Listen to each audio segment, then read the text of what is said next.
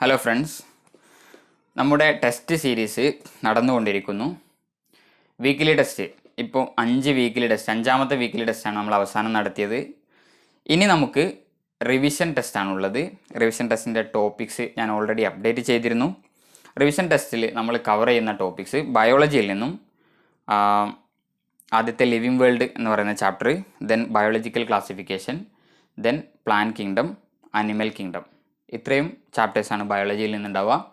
അതുപോലെ കെമിസ്ട്രിയിൽ നിന്ന് +2 ബയോളജിയിൽ നിന്നും നമ്മുടെ ഹ്യൂമൻ റീപ്രൊഡക്ഷനും അതുപോലെ sexual reproduction in flowering plants എന്ന് പറയുന്ന ചാപ്റ്ററും. കെമിസ്ട്രിയിലേക്ക് വരുമ്പോൾ basic concepts of chemistry, structure of atom, അതുപോലെ ക്ലാസിഫിക്കേഷൻ, +1 കെമിസ്ട്രിയിലേത്, +2 കെമിസ്ട്രിയിലേത്, സൊല്യൂഷൻസ് ആൻഡ് ഇലക്ട്രോ കെമിസ്ട്രി.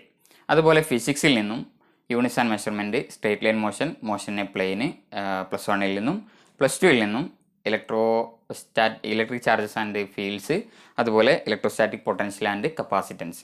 ഇത്രയും ചാപ്റ്റേഴ്സാണ് നമ്മുടെ റിവിഷൻ ടെസ്റ്റിന് ഉണ്ടാവുക.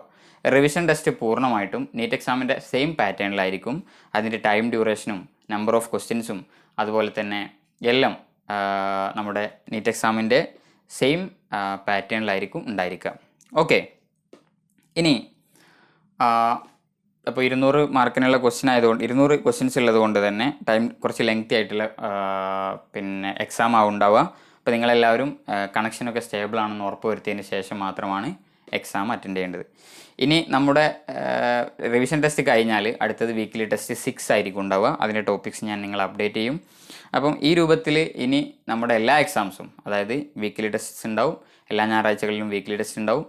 അതുപോലെ ഫ്രീക്വൻ്റ് ആയിട്ട് നമുക്ക് റിവിഷൻ ടെസ്റ്റ് സീരീസും ഉണ്ടാവും. ഓക്കെ, അപ്പോൾ നിങ്ങൾ നന്നായിട്ട് പ്രിപ്പയർ ചെയ്യുക. നാളത്തെ എക്സാം എല്ലാവരും അറ്റൻഡ് ചെയ്യുക. നിർബന്ധമായിട്ടും എക്സാം അറ്റൻഡ് ചെയ്യണം. എക്സാമിൽ നന്നായിട്ട് മാർക്ക് വാങ്ങുക. Okay, thank you.